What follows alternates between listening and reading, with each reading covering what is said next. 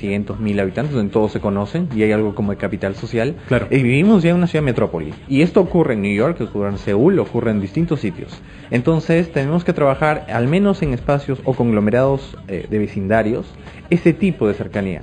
Porque si no ocurre ese tipo de cercanía desde el Estado a nivel local, estamos como que empezando a desconfiar inclusive de los que nos ven todos los días. De acuerdo. Entonces no es solo un tema de infraestructura, también hay un tema de capital social, de vínculo que hay que generar. Es algo que, por ejemplo, no se escucha usualmente en las políticas de control. Simplemente es ir a intervenir, ir a operar, ir operativo, ¿no? Pero no se está trabajando a nivel comunitario. Tapar la hemorragia, casi como primeros auxilios en el tema de inseguridad. Exacto. Tal cual. Bueno, 212-5353, el teléfono de Capital TV y Radio Capital para que llame. Soy Jesús Vélez. Bienvenido a esta hora de programa. Le mando un beso a Mariela Patriu. Ella se incorpora con nosotros mañana. Ha tenido un proceso gripal que le ha permitido un descanso necesario. Entenderán que los cambios de estación generan este tipo de cosas. Igual mañana está con nosotros nuevamente. 212-5353, teléfono de Capital, 0800-24802, línea gratuita, @Capital967, el Twitter de la radio. Hola. Aló, muy buenas noches. ¿Qué tal? ¿Con quién hablo?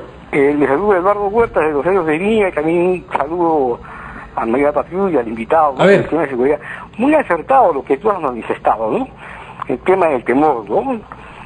Bueno, yo conozco la táctica que aplican estos delincuentes como la reacción en cadena, ¿no? Vale decir, su objetivo de ellos es generar una psicosis social, un clima de paranoia en la sociedad civil. Ahora, Eduardo, permíteme preguntarte algo. Siempre hemos escuchado aquí en Lima, por lo menos, el tema de zonas bastante peligrosas como el Callao, la Victoria, algunas zonas de San Juan del Lurigancho. ¿Tú crees que estas zonas... Claro, la pregunta es esta. ¿Tú crees que estas zonas pueden cambiar? Yo creo que sí, porque lo que pasa es que ahí se viven bajo otras, digamos, bajo otras leyes, ¿no? Las leyes que ponen los criminales. O sea, no están en el Cerro San Juan, están en los cerros más altos, ¿no? En Llavería de Triunfo, en Chorrillos, en San Juan de Lurigancho, en el Callao, ¿no? Y son sitios pues que la policía no ingresa porque no hay estrategia, no hay un trabajo de inteligencia, no hay un trabajo de saber cuál es el perfil. Hay dos grupos que tenemos y la policía no se focaliza, ¿no? Vale decir, aquí debemos focalizar entre los pandilleros que son los más bravos, que es una sociedad distinta, por ejemplo, más abateche, ese patrón de conducta se ve acá en Lima, o los burqueños, que son los más criminales en México, ¿no?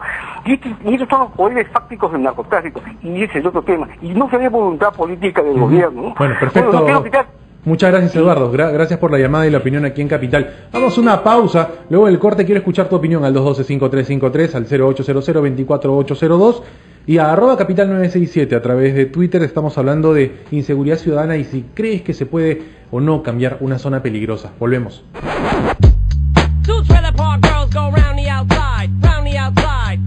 Radio Capital.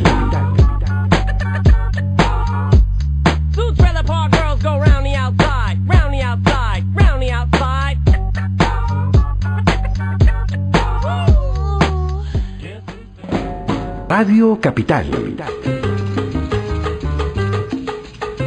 Seguimos en Capital, donde tu opinión importa. Recuerda que puedes ver Capital TV también en el 552 de Movistar, 15515 de Claro, 3.1 en televisión digital terrestre. Y si estás en otro lado del mundo, también lo puedes hacer vía capital.p. Hay audio en vivo, la webcam de cabina en vivo y video en vivo de la señal de Capital TV también. A ver si hacemos algo para smartphones pronto. Mientras tanto, hablamos de la inseguridad ciudadana y de las zonas peligrosas. ¿Se puede cambiar una zona considerada como peligrosa? En la pausa estábamos conversando con Noan López, nuestro invitado investigador de la Cato en temas de seguridad. Y dentro de todo lo que veníamos comentando era que cuando hablamos de la autoridad y del rol que juegan los mensajes desde el Estado, desde el gobierno, desde las autoridades que tienen el control y el manejo, deberían tener el control y el manejo de estos temas, no encontramos un mensaje esperanzador. Desde el presidente Ollanta Humala, que desde, no sé, el segundo mensaje en su primer año como presidente, decía en el tema de inseguridad, que fue uno de los temas más esperados en 2012, invito a los vecinos a recuperar sus calles. No hubo una estrategia clara. Y en los años sucesivos tampoco. Ninguno de los ministros fue claro respecto al tema de una estrategia eficaz para combatir la delincuencia o el crimen organizado. Hemos venido desfasándonos en comparación a lo que la propia delincuencia ha generado. Hoy tienen enormes recursos, tanto a nivel observación, estudio, reglaje, como también en abastecimiento, en financiamiento, en organización, como lo mencionábamos al inicio, una banda de la libertad que cae con 2 abogados y un policía adentro. O sea, estamos hablando de situaciones mucho más riesgosas. 212-5353, 0800-24-802. ¿Se podrá cambiar? En la pausa Noan me decía con entusiasmo que sí se puede cambiar. Sí, sí. ¿Por se qué? puede A ver, cambiar. cuéntame cómo es que se podría establecer un criterio para cambiar una zona como el Rímac, como Barrios Altos, como el Callao, como Piñonate en San Martín de Porres. Piñonate. Yo viví en Piñonate mucho tiempo, así que conozco de cerca todo. ¿Cómo se puede cambiar? Mira, partimos de ejemplos, partimos de casos que nos permitan comparar situaciones. Entonces podemos ubicar Medellín, por ejemplo, en el cual uno tenía una tasa de homicidios que llegaba a los 6.000 en el año 91. Y el año pasado, el que es casi el símil del gerente de seguridad ciudadana de Medellín en Colombia, nos comenta que han llegado a reducir a menos de 100, ¿no?, por año. En ese sentido, uno puede decir que sí se pueden hacer cambios. Y estamos hablando de tasas de homicidios. Aquí, en Perú, ¿no?, la tasa de homicidios a nivel nacional es de 6.5, 6.6, ¿no?, cuando ya se estandarizan las bases de datos y la información. Y lo que más preocupa a la gente es el delito patrimonial, el robo y el hurto, ¿no? Del 100% de delitos que hay, el 80% del año pasado era de robo y hurto, ¿no? De esos 80%, ¿dónde se localizan? En ciudades con más de 30.000 habitantes, que son básicamente reconocibles, donde Lima está puntero, junto con Piura, a veces Tumbes, a veces La Libertad. Norte. Norte. Dentro de Lima, los distritos los has mencionado tú, el Rímac, tenemos algunos distritos de Lima Sur, ¿no? Tenemos Barrios Altos, Lima Cercado, ¿no? También en el Callao tenemos algunos lugares. ¿Qué hacer con estos vecindarios, no? Te comentábamos antes de la pausa esto de trabajar a nivel de infraestructura. Si no hay iluminación, si no hay áreas verdes, si no hay lugares de esparcimiento, lugares para generar cohesión social, va a ser difícil que encontremos, pues, gente que conviva bien. Inversión en el factor humano, claro. Va por ahí. Luego también comentábamos esto de invertir en relaciones en las personas, a nivel micro, a nivel de vecindario, al menos. Que si no se conocen entre vecinos va a ser bien difícil que confíen, ¿no? Dejar su auto afuera en la puerta de su casa, por ejemplo. Claro. Entonces hay que invertir en ese aspecto, pero hay que también invertir en, y te lo dice la teoría, en espacios en los cuales la persona empieza a socializar, la socialización temprana y la socialización cuando ya estás en el trabajo y cuando estás estudiando. Esos ámbitos que solamente se enfocan en currículas que te hablan sobre determinadas materias, no incorporan temas de prevención cuando uno está en sociedad. Por ejemplo, es un aspecto que se trabaja bastante en políticas públicas que quieren incorporar distintos tipos de enfoques, ¿no? Entonces hay que trabajar un enfoque ecológico, que es lo que comentamos de infraestructura, un enfoque a nivel social, un enfoque a nivel de educación también, para empezar a cambiar esto. Okay. Pero puntualmente en Medellín, sí, para cerrar el tema que ellos han invertido en varias cosas. Por ejemplo, tienen esto del desarme, ¿no? Porque sabes que había tasas de homicidio, porque entonces hay que fomentar el desarme. Lo que le hacían es cambiar a todas las familias los armamentos por otros tipos de objetos. Los cambiaban por tickets de compra en los supermercados. Aquí se ha hecho, se ha planificado también en algún momento el tema del desarme, ¿no? Pero no ha resultado para nada. No tenemos resultados concretos en términos de indicadores, ¿no? Claro. Bueno, 212-5353, buenas noches, esto es Capital. ¿Aló? Sí, ¿qué tal? ¿Con quién hablamos? Aló, Miguel de la Victoria. Adelante, Miguel, tu opinión importa. Ya, bueno, mira, yo tengo un punto que decir en cuanto a los medios de comunicación. Es cierto que es una problemática de lo que es seguridad ciudadana y mayormente hablando de los que van a prisión, son el 70% que son primerizos. Vale decir, han entrado por arrebato de carteras, raqueteo o delitos menores. Ya, pero ahí tengo que recalcar que los medios de comunicación tienen algo importante que hacer. Vale decir, cuando difunden una noticia de un asalto o un robo a un restaurante o a un hotel, tienen que hacerlo de una forma responsable. Lo que están haciendo es incentivar más a los primerizos, a los que recién se inician en la delincuencia, incentiva mucho ese tipo de difusión en los medios de comunicación.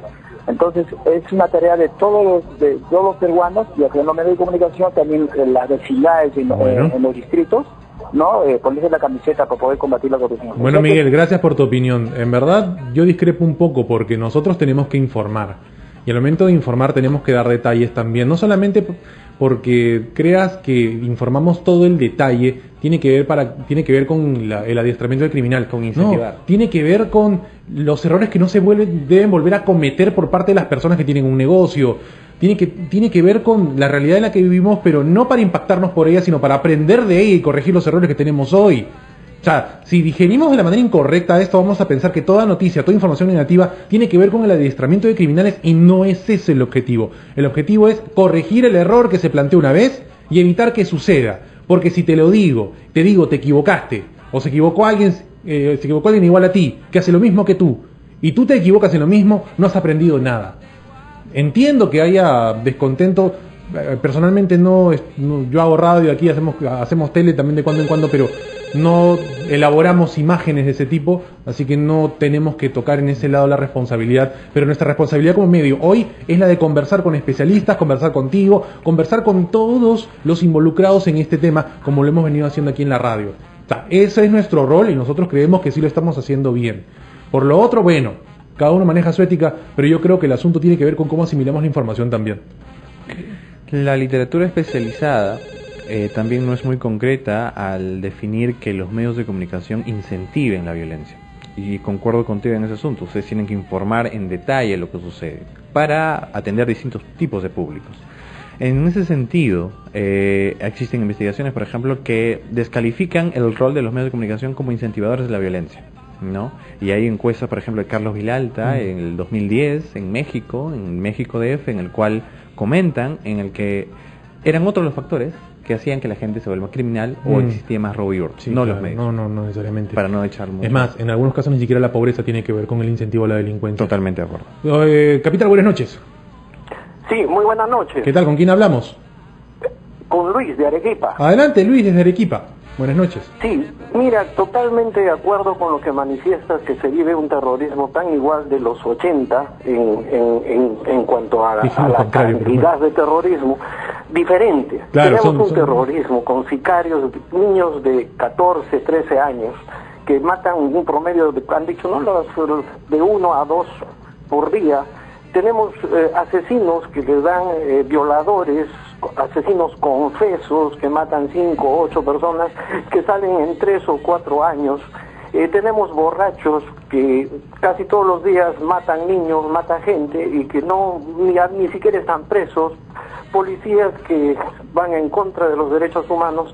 Todo esto se puede decir que el gran problema nuestro son la falta de autoridad, la falta de poner leyes. No es posible que un niño que se diga en el Perú que un niño de 17 no sabe lo que hace.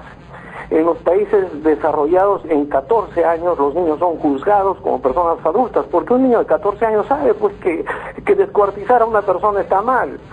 Y a ver, que diga un juez que sea capaz de decir que no, el niño no sabe que descuartizar es malo.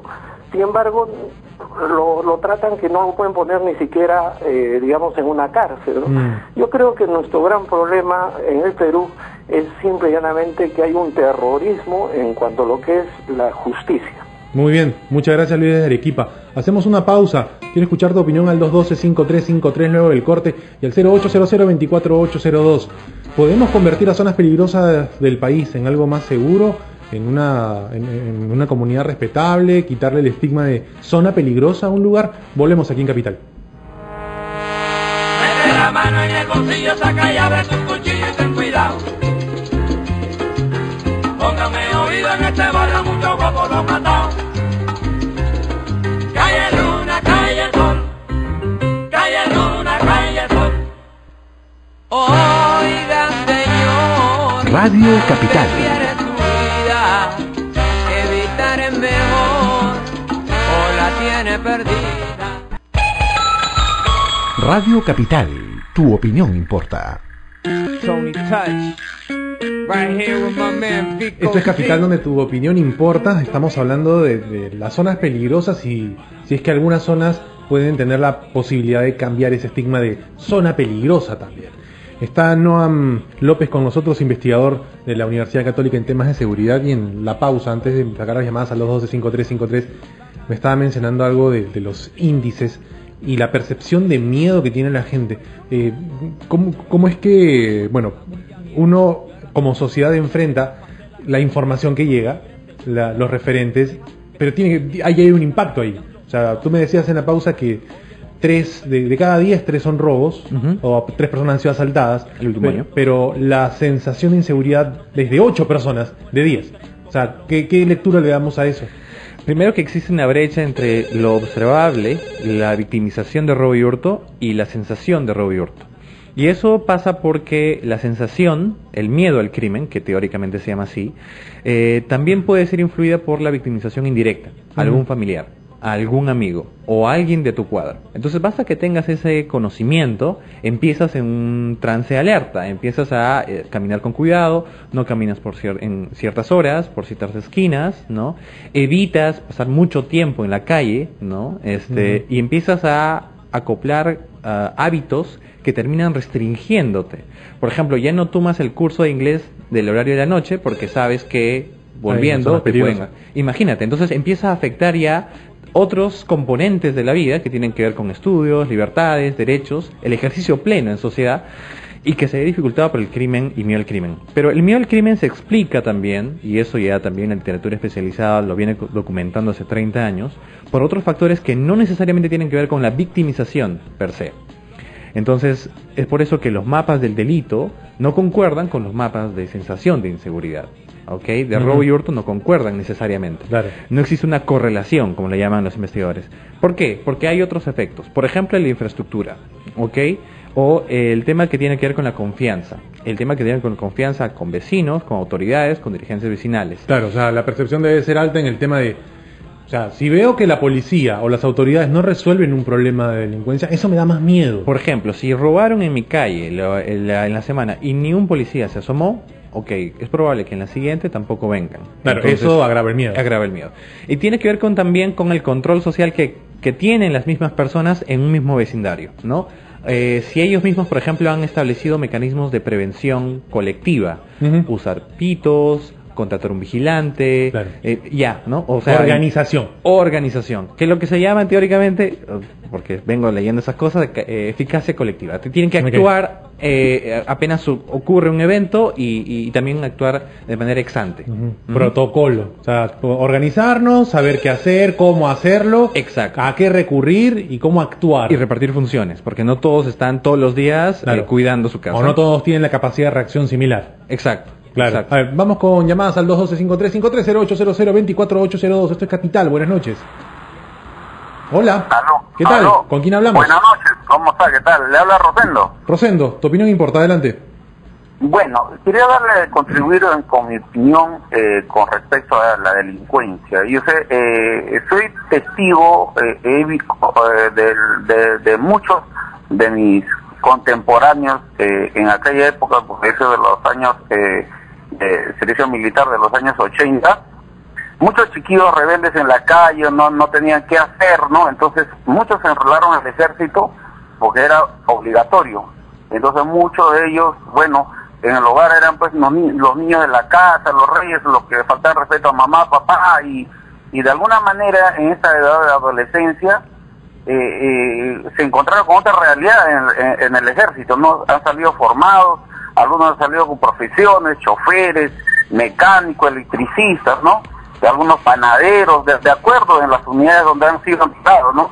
Entonces yo daría mi opinión de que de alguna manera el servicio militar contribuye a que todos muchachos se formen, ¿no? Porque ahora, hoy en día, como el servicio militar es voluntario, nadie va. Todo el mundo, entonces todos andan en la calle, en las barras bravas, son los reyes de la calle, y de ahí también pues sale la delincuencia, ¿no? Porque... Bueno, gracias Rosendo por tu opinión. Yo estoy en contra del servicio militar obligatorio, lo he dicho siempre, y el tema del voluntario no es un problema de la gente, es un problema de los militares que no saben incentivar el servicio a la patria. Y así como el ejército lo hace también, o lo hacen los militares, lo hace una universidad también si le damos educación a nuestros hijos. Es exactamente igual. Buenas noches, esto es Capital. ¿Aló? ¿Qué tal? ¿Con quién hablamos? Hola, hablas con Yasmín. Yasmín, bienvenida.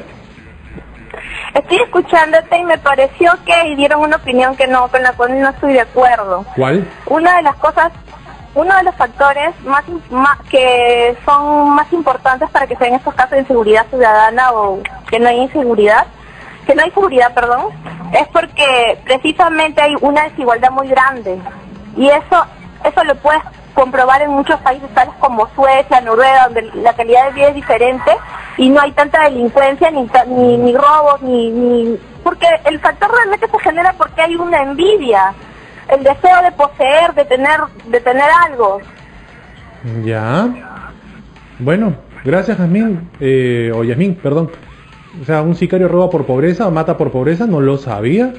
Un chico le pagan 500 soles porque necesita, no sé si vaya por ese lado, ¿no? Las bandas que roban miles o cientos de miles o millones es porque pobrecitos no tienen que comer. O sea, por ahí no va el asunto, ¿ah? Ojo, el crimen organizado no tiene que ver con la pobreza. Asumo que el nivel de relación de la pobreza con el crimen es muy poco.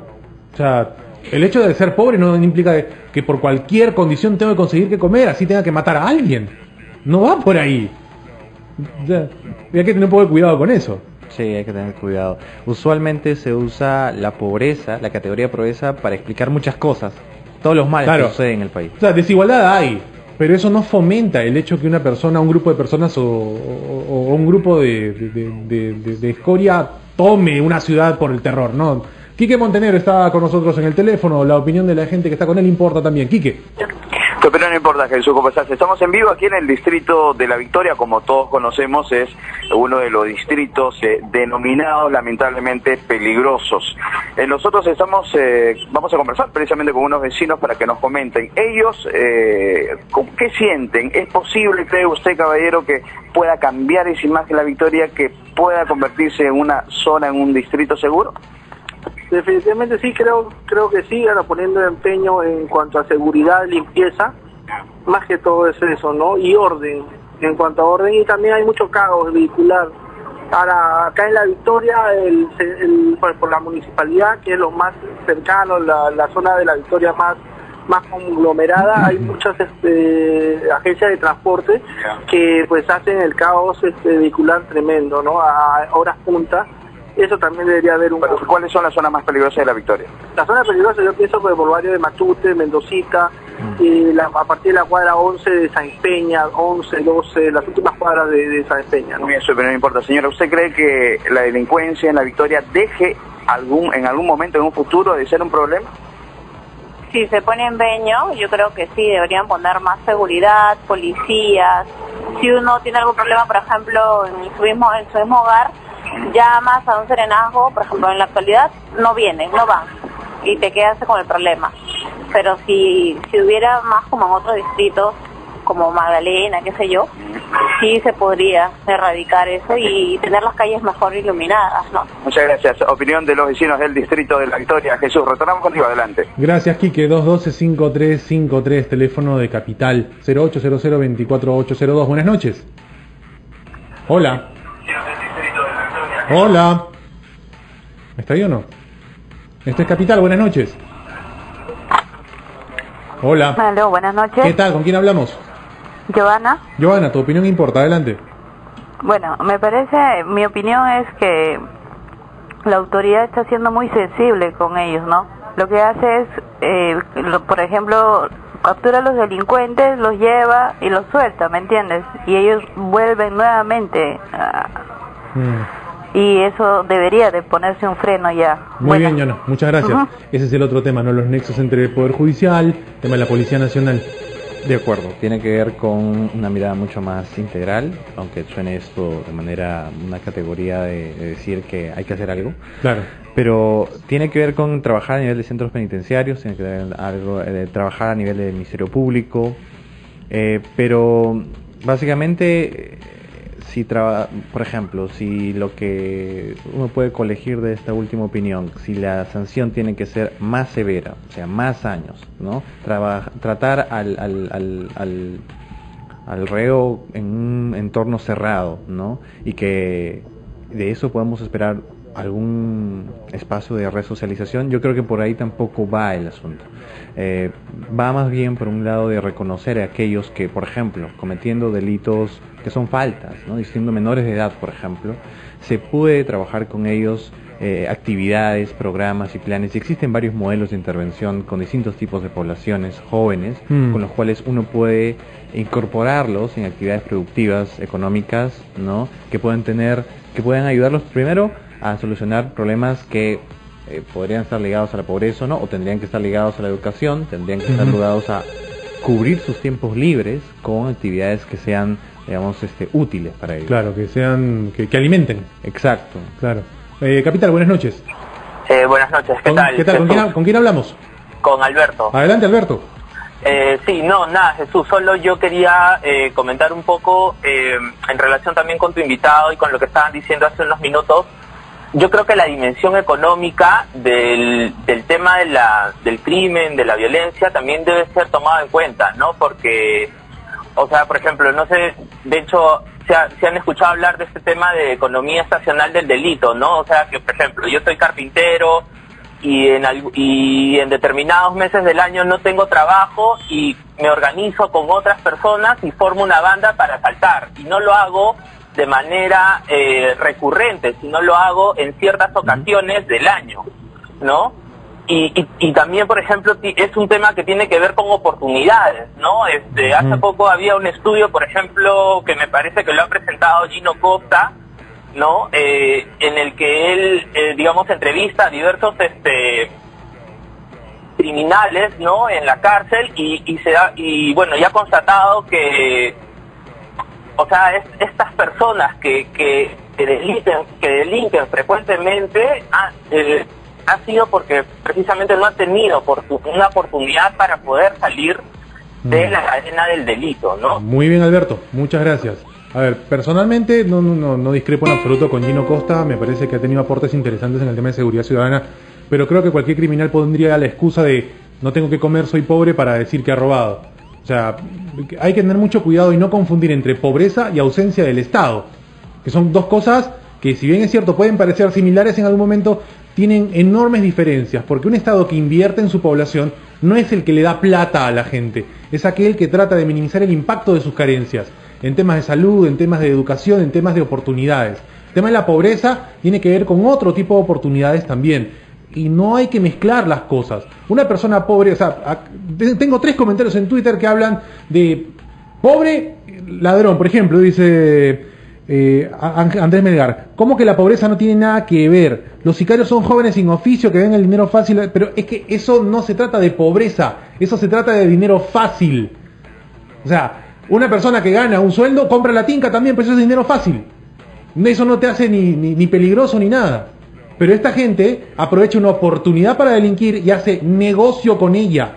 No confundamos el hecho de una persona pobre que tiene necesidades con lumpen que hacen su vida profesional con el crimen. Eso es otro plano y eso es lo que más abunda. Miren la página de Facebook de los sicarios en el país, cómo convocan, cómo hay chicos que buscan pertenecer a estas bandas, no por pobres, sino porque quieren plata fácil. Y eso es lo que tenemos que empezar a discutir y evitar. De acuerdo, ¿no? La pobreza no justifica una victimización por robo y hurto, menos claro, un homicidio. Lo que podemos rescatar del comentario último es que evidentemente existe un componente económico que hay que estudiar para entender también la violencia. Claro. Y en ese sentido uno podría incorporar, por ejemplo, que hay ciclos, ¿no? En los cuales, por ejemplo, en temporadas donde hay más comercialización en zonas, por ejemplo en Lima Cercado, en diciembre, puede hacer que, como la gente va a comprar, exista más frecuencia y más recojo de información sobre robos y hurtos. Lo mismo en marzo, cuando empieza la venta de útiles escolares, por ejemplo, es probable que también encontremos ese tipo de más frecuencia. Pero es otro factor que tiene que ver con movimiento de población flotante, tiene que ver con un evento específico que es venta de productos, pero no necesariamente porque sean pobres. Y lo que tú comentabas. Exacto. Bueno, gracias por tu visita aquí en Capital. ¿Dónde puede tener la gente más información sobre el tema? ¿Dónde la puede ubicar? Mira, yo pertenezco al Laboratorio de Criminología Social, que es un grupo de investigación en la PUC. Nos pueden encontrar, pueden googlear CISEPA PUC, pueden poner criminología, ahí les va a aparecer la primera entrada en Google, que estamos trabajando, son varios investigadores, profesores, chicos que están aportando y que en base a distintas metodologías, es bastante interdisciplinario, vamos aportando en cierta forma al conocimiento del crimen, miedo al crimen y otros tipos de delitos. Muy bien, muchas gracias por tu visita aquí Gracias en Capital. a ustedes. Hacemos una pausa y seguimos esta noche con más de Tu Opinión aquí en Capital. Regresamos.